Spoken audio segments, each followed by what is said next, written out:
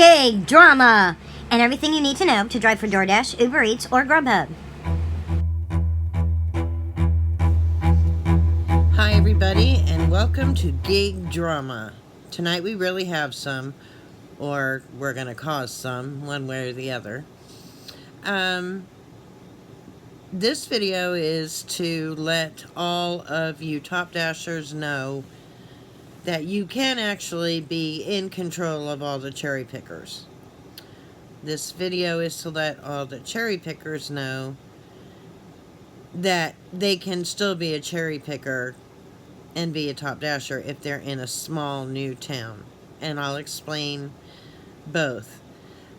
We have no preference here. If you want to be a Top Dasher, that's great. If you don't, that's great.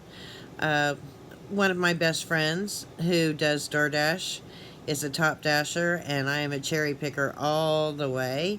And at the end of the day, we're always within $10 of each other, so it's just, I think it's a silly argument. But anyhow, okay, so cherry pickers, let me tell you how Top Dashers have total control over you. Top Dashers obviously can just turn on their phone and go dash whenever they want to, wherever they want to. However, let's say that in your little town there is a total space every day for 20 drivers. Let's just say magic number, 20 drivers, okay? So obviously, you know, DoorDash wants to have 120 drivers, so they have enough to do every single day, right? Let's say half of those 120 drivers are Top Dashers. And let's say those Top Dashers, even though they don't have to do it, they go in and they schedule themselves for the whole day. Okay, so here, all of a sudden, you've got 75% of your schedule filled up with Top Dashers who don't have to schedule. So what does this do? Well, first off, it kicks a lot of cherry pickers right off the schedule. They can't get on the schedule because all of the Top Dashers have taken all the slots. It limits the number of people that you have out there, because if you have all the slots filled with cherry pickers and then all the Top Dashers just come out and turn it on, you've got twice as many people.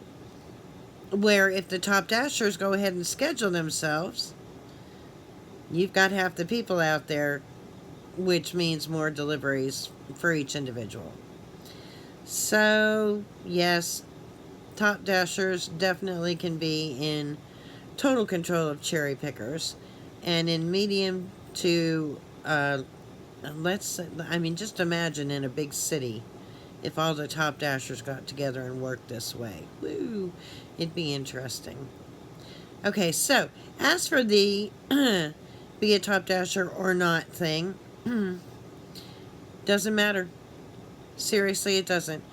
A good friend of mine, her name is Cindy, she and I dash together all the time and compare numbers at the end of the night. They're always within $10.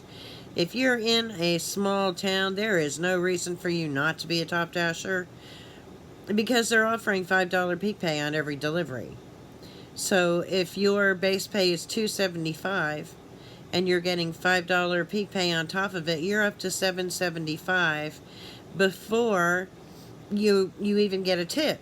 And since your town is only this big, your mileage is nothing.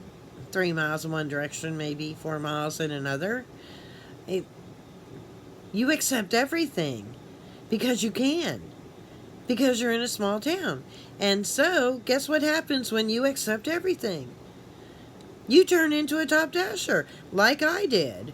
When my town first opened up, I had already done 2,000 deliveries, and I was a hardcore, cherry picker, never going to be a Top Dasher. Thank you very much.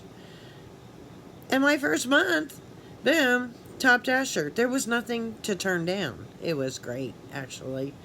So, anyhow, feel free to go ahead and comment on your feelings about being a Top Dasher, your feelings about not being a Top Dasher.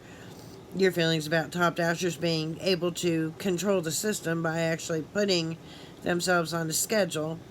And Don't forget, like and subscribe, and hit the small bell so you get notified anytime we post a new video. It's been great chatting with you, and no, the crown's not for sale. Gig drama, where would we be without it? Thanks.